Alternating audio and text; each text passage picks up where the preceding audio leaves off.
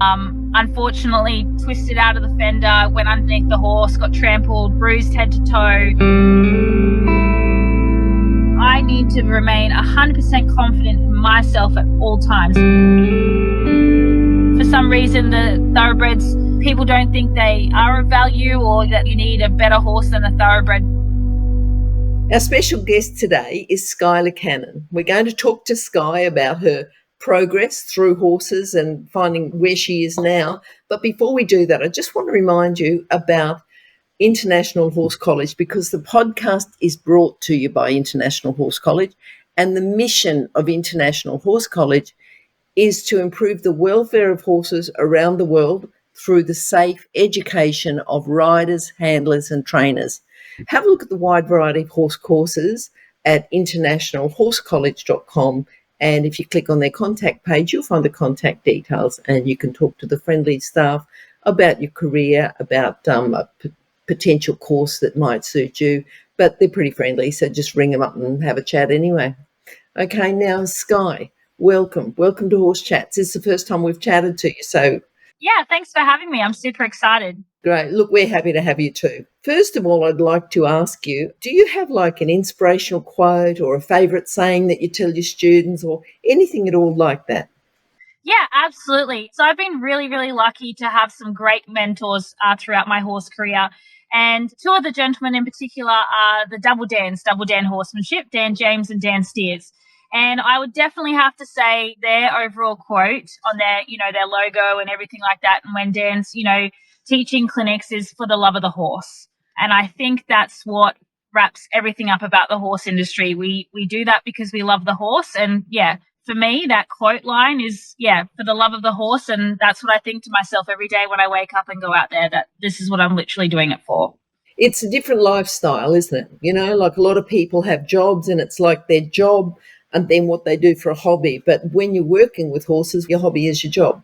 Yeah, absolutely. And I've been so lucky to actually make a career in the horse industry. I've had a great family and friends support throughout my entire career so far. And like I said, I've been really lucky to have great mentors the whole way. And I love learning and I've got so much more to learn. And yeah, I'll just keep following that horsey dream. Wonderful. Okay, now tell us a bit now about how you started. Yeah, absolutely. So I was really lucky. My mum is just as horse crazy as what I am. So I had a pony before I could even walk. I started, pony club, I think when I must have been 6 or 7 years old, and went right through to competing at interschool, through to making the Young Riders Dressage squad. I've been, really lucky to pretty much have had a really competitive career throughout since I was, 6 years old with the horses. So, pretty lucky to have great parental support who made sure that, got dragged along to shows every weekend and, all that sort of stuff. So I'm very lucky. So most people your age with that sort of background, I'd be chatting to them and they'd be telling me about their Grand Prix horse or, at least an FEI horse. Tell me a bit about how you made a step, and I won't say backwards because it's certainly not, but a step sideways, another way of learning more about horses. Tell us what happened there. Yeah, absolutely. So I guess, I had a very strong English background up until when I was about 19 years old. And then I actually managed to somehow get an audition at the Australian Outback Spectacular to be a trick rider. I'd never been a trick rider in my entire life, had never thought about it. But all I knew was I wanted to work at the Outback Spectacular show and, managed to pass the audition with a trick that we call a stand-aside. And they said, look, you've got 6 weeks to learn these 4 tricks if you want to, make the cut. So, I would say Outback Spectacular is where I guess I took a detour in, my love for just the English discipline. There, obviously, I was exposed to trick riding, but then there was a more of an Australian stock style of riding there. So I had to learn to ride in a fender saddle, crack a whip. We did barrel racing in the show, all that sort of stuff. I would say Outback Spectacular was the real change for me. And then while I was at Outback Spectacular, I was studying to be a school teacher. So I did a specialisation in health and phys ed, and I did move over to Western Australia and I was teaching over there, but I just had this itch that the horse industry was the place where I was meant to be. So actually packed up and sold everything and moved to Canada first. And there I actually ended up working for a Chuck Wagon driver. Now, if you don't know what chuck wagon driving is, I highly recommend go have a look at it on YouTube. It is crazy. It is 4 thoroughbreds attached to a wooden wagon with outriders chasing behind them. So I got to go to Ponoka Stampede, Calgary Stampede. The driver I was working for, has won multiple world championships in that discipline. So that was just amazing. And then from there, I moved on to working as a wrangler up in the Rocky Mountains, so doing pack trips. So, yeah, starting young horses under saddle, taking people up into the mountains. I'm talking up and down hills like this, where you're trekking up and down. Absolutely amazing experience. Was driving wagon horses there. Just an experience of a lifetime. And then from there, actually ended up at Dan James's place in Kentucky. And that's where I ended up working for him and Elizabeth for a bit over 2 years, as pretty much as Dan's right-hand person. So got to travel all around the States, going to expos, working horses at home for Dan, teaching clinics, got to do the thoroughbred makeover over there. So, yeah, I really am so thankful for Dan and Elizabeth for the experiences that they gave me. And I would really say that was where I really learnt the most, was from that place. But also it was so cool because I got to meet Warwick Schiller, Josh Lyons, Clayton Fredericks. There's so many amazing other trainers that would come through Dan's place that, I got to meet even Brett Carberry when he come over and trained for the World Equestrian Games out of Dan's place. I got a touch of every discipline that there was there. So, and then also being able to watch, Dan compete in Road to the Horse. Obviously, he's a big part of the Colt Start competition over there. That's, called Road to the Horse. So, got to meet amazing people through that as well. So I really have had a really great experience in taking in as many experiences as I can from as many different people. Let's just talk about one lesson. If you're going to teach someone in a particular discipline or, good all-round rider, if you're going to say, right, what's one lesson that you learned when you were at Pony Club doing dressage? Yeah, okay. So I would accuracy is your best friend, definitely, when it comes to that. You don't need the flashiest horse. You just need to ride a good quality, accurate test. So that would be the one thing I would say, especially growing up as a kid. I didn't have the big fancy warm blood. I had a beautiful thoroughbred whaler that sort of was like the game changer, as I would say, in my young rider's career. And, he wasn't super flash, but you know what? He pulled a consistent test every single time, and that's what made him so successful. Who was teaching you then? Actually, a coach called Geraldine von Manfranziti. She still coaches now. She's based on the Gold Coast here, and I'm so thankful for her because she was literally the game changer as a young rider. She's the one that helped me get on that young rider dressage squad. Yeah, she was amazing. She did quite well as a rider too, so I can imagine her giving you a lesson and teaching you about accuracy. So, yeah, I can imagine that. Yeah, absolutely. And, yeah, like I said, she was that real game changer for me. I believe that she was the person that really made me the rider that I am today. Yeah. So from there, you went to Outback Spectacular. Yes, yeah. Yeah, what made you think, I'd like to get a job at Outback Spectacular? Did you know anyone that had a job there, or had you talked to anyone? Yeah, I had a few friends, and I started in the food and beverage section. So the girl that was walking, the plates of food out and filling up people's drinks and stuff like that. And my boss there in the food and beverage knew how badly I wanted, that audition. So I think it took me about 3 months of, checking in. Do you guys need a rider yet? Do you guys need a rider yet? Sort of things. And, obviously watching all the riders out there every single night, I knew it's all what I wanted. So, yeah, I was super grateful when they finally gave you that audition. I think that just goes to show that you don't always get everything you want straight away, but if you keep being persistent about it. Yeah, absolutely. Yeah, well, you lived fairly close to there anyway, didn't you? Yeah, I did. I was not far at all. And I still, to this day, some of my best friends I still talk to from the show. I started working there, I was 19 years old, and I'm 35 now. And yeah, some of my best friends I'm still very close with from that place. And it was just such a great opportunity. I got, awesome experiences. We did TV work, the extra filming we got to do. We had Sunrise there to come film. And it was really cool to have, we had the McLeod's Daughters crew come through. We had Bindi and Terry Irwin come through. So we had really, the celebrities that would come through on that side of it. And I guess it really developed me as a person to do, is because I also got to eventually be the lead role, the girl called Kate. And then, out the front greeting guests. And then I did a bit of work with the dogs as well, where they pose for the photos and stuff like that. I really enjoyed that work.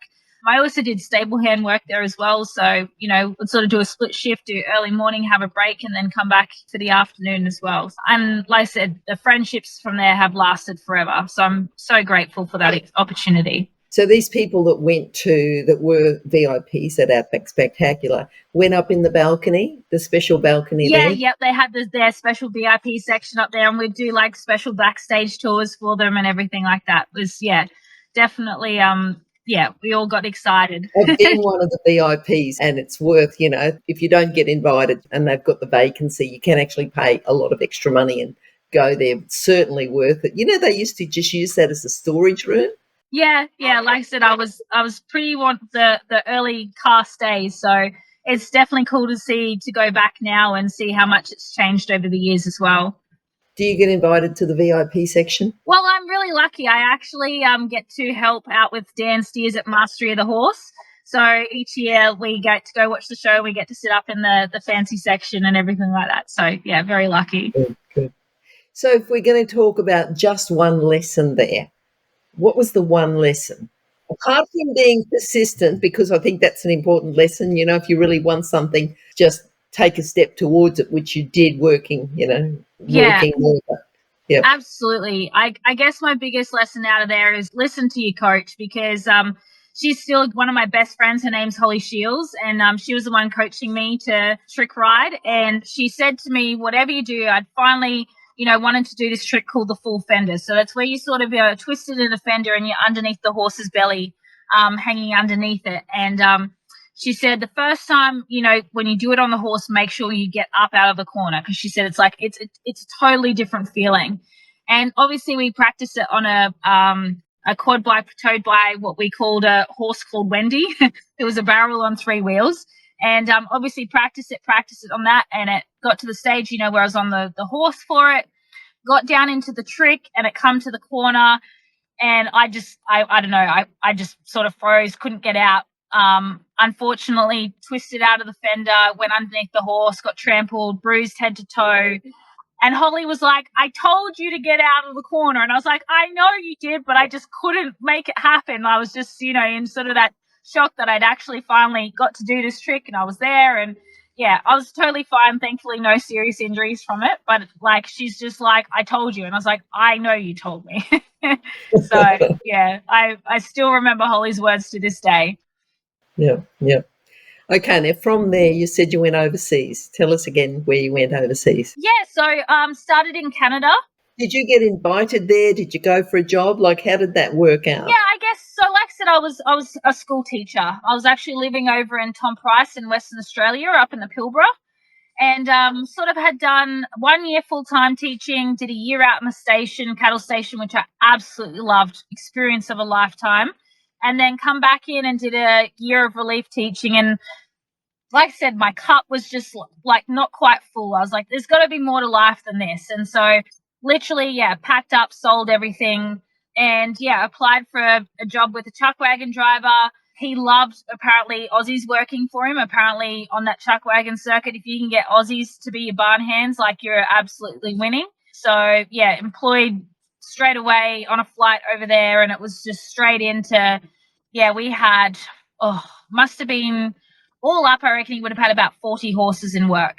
So, it was on the road full time. We had about 24 horses on the road full time with us. And then I guess because I had that background of, riding, he actually got us, most of the barn hands, would just sort of clean, stalls and take the horses, for hand walks and all that sort of stuff. But he actually got us riding, the riding horses out on the track, helping keep the horses fit, which was actually pretty cool.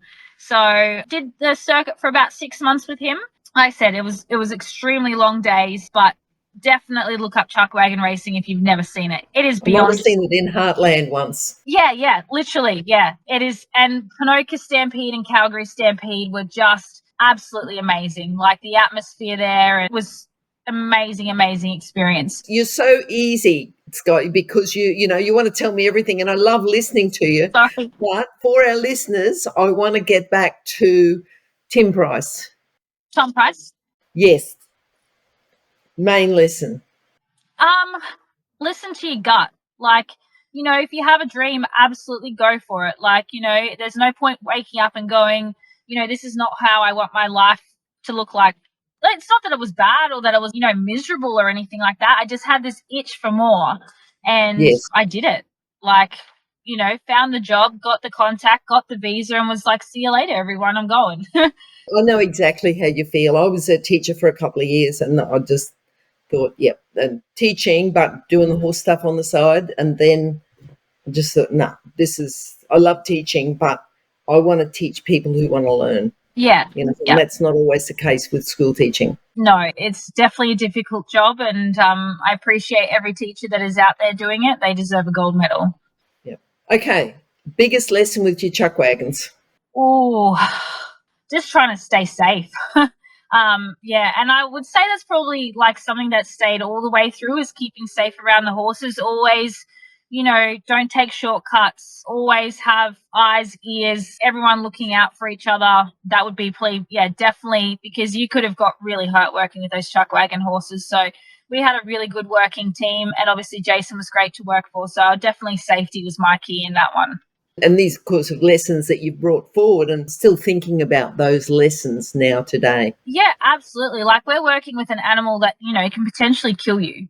So, for me, safety is always the biggest one. I guess, especially when it comes to, putting horses under saddle and stuff like that. I have people that come to me, with problem horses and everything like that. And I'm always big on like, it's about keeping you safe, like you safe and the horse safe. So I guess that would be a big thing that I probably push in my program and my lessons and my clinics is making sure that you and the horse stay safe at all times. And it takes a particular eye and experience, just to be able to watch that little bit of just raise the head or, the ear twitching or something like that. Sometimes it's really minor, but you've still got to watch it all the time. Yeah, absolutely. Yeah, definitely.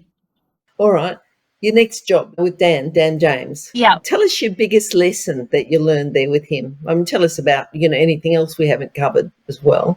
I guess my biggest lesson there was that you've got to work hard. We weren't on, the best wage in the world, but that experience that I got there set me up for the rest of my life.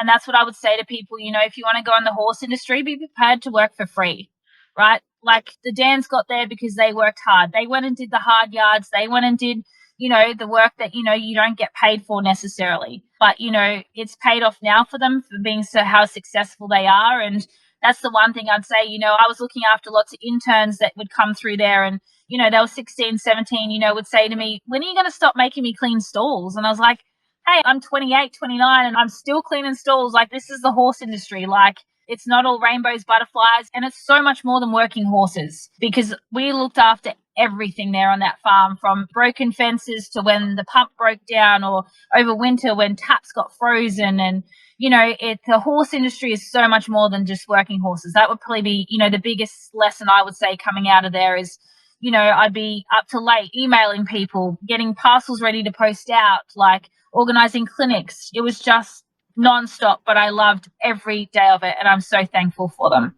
Sometimes you don't get paid in money, but you get paid in lessons and education and things like that. Absolutely. And I feel like that's probably the generation that's coming through now. It's all about what am I going to get paid? How about what experiences can you give me? That's what I would, if I was, and that's what I guess when I went to Dan Elizabeth, we had that. They're like, look, we haven't got, we can't give you this massive wage, but these are the experiences we can, give you. And I'm like, yes, sold. Like, take me. Like, that's what sold me, not the money. Yeah. Now, just tell us a bit more about the Thoroughbred Makeover. Yeah, absolutely. So, super grateful for the opportunity to compete in the Thoroughbred Makeover. So, we had 10 months to take an off the track thoroughbred and take it to a competition. It's got 10 disciplines that you can choose from. And I think there ended up being the year that I competed, I think there was like 750 horses there over the 10 disciplines.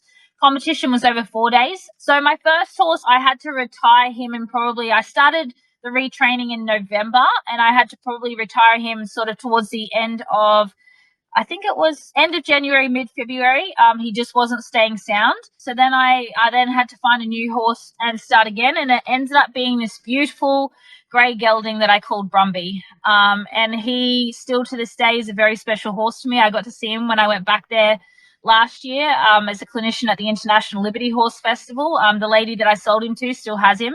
So we did the dressage and the freestyle component. He actually won the overall freestyle champion over there. And we got fourth in the freestyle, which was pretty cool. We had an absolute blast with our minion freestyle. So, yeah, it was a pretty cool experience, that's for sure. So even though it was freestyle, was it accurate? if you can call that, yeah. He had a moment there actually where he lays down and the crowd obviously went wild. He got up and did this bolting lap around the arena, but it actually looked like it was meant to happen because I had this minion theme, and so the minions were all down on the ground rolling with him, and then they sort of realized that he got up and bolted around the arena, and so they all started bolting around the arena, and then he did one hot lap and come back to me, and they all come running back to me. So it looked like it was all meant to be part of it. So it was actually pretty funny. Everyone was like, "Oh my God, that was so cool." I was like, "Yeah, it wasn't meant to happen, but I'm glad it looked cool." So, yeah. And then was there a lesson from the thoroughbred makeover? Tell us your biggest lesson from that. Oh, absolutely. I poured my heart and soul into that. I worked that horse probably at some stages 3 times a day. Obviously going towards 2 discipline, especially the freestyle stuff. I wanted to do the Liberty side of it. So it's not that I worked him for 3 hours a day, but say if I was working on the lay down, I would give him a ridden session in the morning, and then I would pull him out maybe for 5 or 10 minute sessions to teach that lay down. So, pulling him out multiple times a day. Obviously we had plenty of client horses to work to Dan. Some days I didn't get to my horse till, 10 o'clock at night. So that's the other thing, as much as that was what I wanted to compete in, there was still work to do. So work always had to take priority over, personal horses. So that sort of thing as well. So it made for long days, but it was so worth it.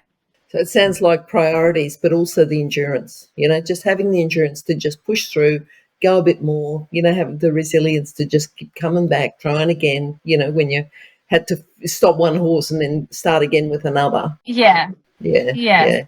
And then the people you met, you met Warwick, you met a few other people, lessons from them, tell us. Oh, yeah, man, the lessons from all those guys.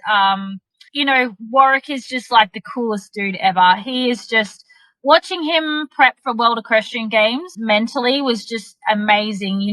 A huge side of for me, I really learned the mental side of the equestrian discipline through Warwick, I reckon.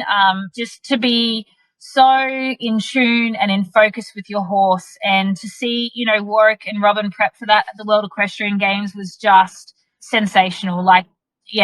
His mental health was spot on. And I guess it's so much of what I, put into when I'm teaching people now, especially, with the Liberty work. It's so much about our intention and energy.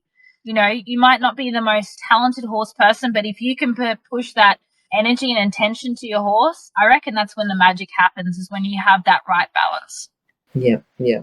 So we had Warwick on, I think, last week, the week before, and thoroughly enjoyed it. He's just, and chatted to him for ages afterwards as well. He was just amazing. Yeah, he was really good. So if people want to see that or listen to it, just go to horsechats.com and search for Warwick or search for Schiller, and you'll find that chat, which should be up by the time this one's up. Amazing. Yeah, everyone will love Warwick. Now, you've done something in Hong Kong as well, or you did in Hong Kong, or you just work with the thoroughbred? So I actually, since 2019, I've educated racehorses that come back from Hong Kong for a program called International Thoroughbred Retirement. So super amazing program. Amy Taylor is the brains behind it. So she was actually working in Hong Kong with the racehorses over there. There were many Australian bred horses that she felt deserved the chance to come home. So the Jockey Club actually funds this program. So they, fly the horses back home, and they go through roughly a 6 to 8 week re-education program. And then it started out as an adoption program, but now we have progressed to just a, roughly $2,000 to $4,000 mark for these horses to keep help funding the program, because it's expensive. It's a lot of work. So, and these boys, these Hong Kong geldings that come home are just exceptional. Their temperament, I've rehomed them to, to amateur riders, young teenage riders, ladies that just want to go, for the occasional trail ride, their temperaments are just exceptional. They've seen so much. They've been there. They're absolutely exceptional horses.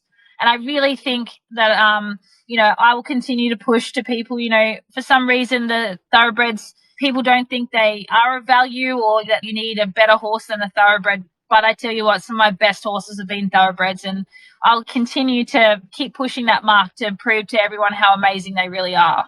Yep. Now, Skye, if someone's thinking, that sounds interesting, they can contact you?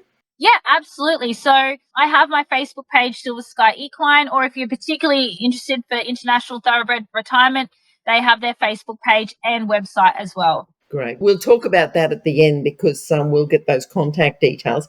But before we finish, is there anything that I haven't asked you? Anything else that you think that we need to talk about before you go? No, I feel like I've been really lucky in this journey. When I made that decision that I wanted to become a professional horse trainer, I think our horse community is fantastic. Even now I teach clinics with some other fellow clinicians, example, Naomi Lee, Donald Hancock, Joe Gardner, Ash Barnett. We have to continue this where we cross each other's paths, be there for each other, and just continue to help this horse industry grow here in Australia. We're getting better, but we've got a long way to go. So I hope that I can continue to make the industry as great as it is. Have you got a lesson that you would like everyone to learn today? Just something.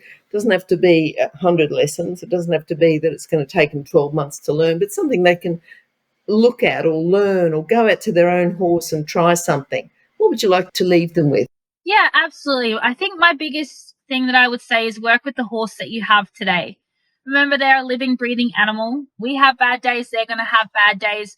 Work with the horse you've got. Don't feel like that, because you've intentionally gone out there and gone, right, this needs to happen today. If it's not going to happen, just take a breath, walk away, come back to it another day. If you just work on, I love that saying with that, if you can make your horse 1% better in each day, in 100 days, you're going to have a horse that's 100% better. Give your horse the time it deserves. That's the other thing as well. If it's not working, try something different. There's so many great, talented people out there that if one particular way is not working, go check in with someone else. There's nothing wrong with that at all. Learn from as many people as you can.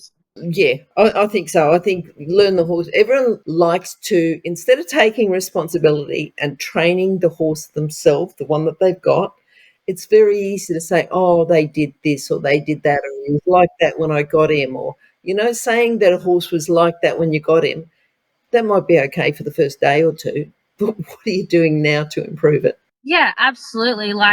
If you've chosen to take that horse on, and I understand there's times when it's beyond someone's capability, that a horse can be too difficult. But I think one of my greatest lessons is that I would never call myself, people have said to me, you're such a brave rider. And I'm like, I'm actually not a brave rider, but my conscience that gets me through, colt starting, sticky situations is that I have to be brave for the horse, because I know that, riding forward or, doing this particular thing that's going to benefit the horse. So I guess that's my biggest mental thing is, I'm the one that chose to pull the horse out of the paddock that day to get on its back. I need to remain 100% confident in myself at all times. So if I'm ever doubting myself, I think, Skye, I've got to do this for the horse. That's, what I would say out of that. Now, Skye, we talked a little bit before about contacting you. What's the best way to contact you anyway? Yeah, so I have my Facebook page, which actually I've been locked out of it through to spammers logging into it. So I need to get on top of that. But it's Silver Sky Equine, or otherwise I do post a lot on just my personal Facebook page, Skye Liikanen. Lots of people just choose to follow that as well, since I've been hacked about 2 or 3 times on that business page. So I am struggling with it. But yeah, otherwise, just my personal Facebook page as well is perfectly fine. And we'll have all those contact details on Horse Chats. So it's horsechats.com. You can go to the search bar and search for Skye. Now, Skye, I'm going to get you to spell your last name just in case they search for that. Absolutely. So I'm Skye with an E, so Skye, and then Liikanen is Liikanen, and then the business Facebook page is Silver Sky Equine, and the Skye is without an E on that one, so Silver Sky Equine. Perfect. All right, Skye, great to talk to you. Thank you so much for having me, Glenys. Oh, not a problem at all. And love to have you back, but after Equitana, hey? Absolutely. I can't I wait didn't for even it. ask you. At Equitana, what are you doing? Oh, I am so excited for Equitana. So I am judging the Way of the Horse, which is the colt start competition. I have 2 clinics, one on long reining and one called Is Your Horse Ready to Ride? And then the part I'm most excited about is Maya, who I started at Equitana in 2022 and won Way of the Horse with.